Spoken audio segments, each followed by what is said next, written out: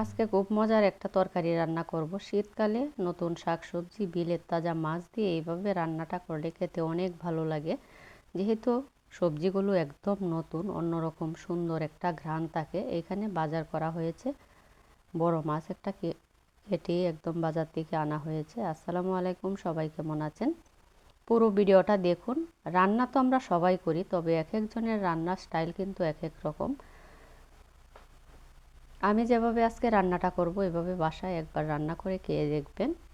আশা করি আপনাদের কাছেও ভালো লাগবে। তবে মাছটা কিন্তু তাজা হতে হবে, আর সবজিগুলো একদম নতুন শাকসবজি দিয়ে রান্নাটা করলে অনেক ভালো লাগে। এখানে মাছগুলো কেটে একটা বোলের মধ্যে উঠিয়ে নেওয়া হয়েছে, সাথে কয়েকটা আলু দিয়েছি, নতুন যে ছোটো আলুগুলো এখন বের হয়েছে এগুলো, আর পরিমাণ মতো লবণ, ধনিয়ার গুঁড়া, হলুদের গুঁড়া, লাল মরিচের গুঁড়া। এখন দিয়ে দিব পেঁয়াজ কুচি, দিয়ে অল্প করে একটু তেল দিয়ে দিব। নতুন শাকসবজি যখন হাতে মেখে রান্নাটা করবেন, এই সবজিগুলোতে কিন্তু আপনার যত কম তেল দিবেন তত কিন্তু খেতে ভালো লাগে।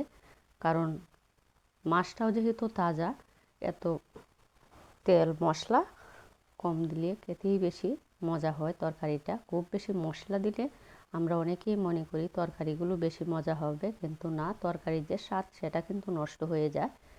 এখানে আমি সিমগুলো দেখুন আপনারা, সিমটাও কিন্তু একদম তাজা, যেহেতু আমাদের বাসার নিচেই সকালবেলা একদম তাজা শাকসবজি নিয়ে আসে। এগুলো কিন্তু একদম চরে থেকে সকালেই উঠিয়ে তারপর বিক্রি করে, সেজন্য এগুলো কোনো ধরনের পানি দেওয়া থাকে না।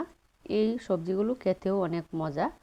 এখন আমি মাছটা ভালো করে মেখে সবজির উপরে দিয়ে দিয়েছি, আর যে বোলের মধ্যে মাছটা মেখেছিলাম ওইটার মধ্যে অল্প পরিমাণে পানি দিয়ে একদম ঢেকে চুলায় বসিয়ে দিয়েছি। যখন জালটা উপরে উঠে যাবে তখন আমি ঢাকনাটা খুলে নেড়ে চেড়ে ভালো করে মাছ আর সবজি মিশিয়ে নেব। কি যে সুন্দর একটা ঘ্রাণ বের হয় যখন তরকারিটার মধ্যে একটু ঝাল উঠে, অন্যরকম একটা সুন্দর ঘ্রাণ। যেহেতু এগুলো তাজা শাকসবজি, আপনারা তো সবাই জানেন আসলে তাজা শাকসবজি কিন্তু অন্যরকম মজা, আর মাছটা যদি হয় তাজা তাহলে তো আর কোনো কথাই নেই। এখন আমি ভালো করে নেড়ে চেড়ে আর একটু ঢেকে দিব। এই তরকারিটা কিন্তু একদম শুকনা শুকনা হবে, আর সিমের তরকারি এক দুইটা জাল দেওয়ার পরে কিন্তু খেতে আরও বেশি ভালো লাগে। যে একদম যখন পুরা পুরা হয়ে যায় অন্যরকম মজা হয়। এখন তরকারিটা আরও 10 মিনিটের মতো জাল দিয়ে দিয়ে দিব কাঁচামরিচ। দেখুন তরকারিটা কিন্তু পানি একদম শুকিয়ে গিয়েছে, কারণ এই তরকারিটা শুকনা খেতেই বেশি ভালো লাগে।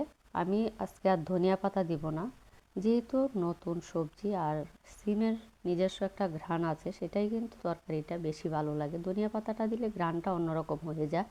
সব তরকারি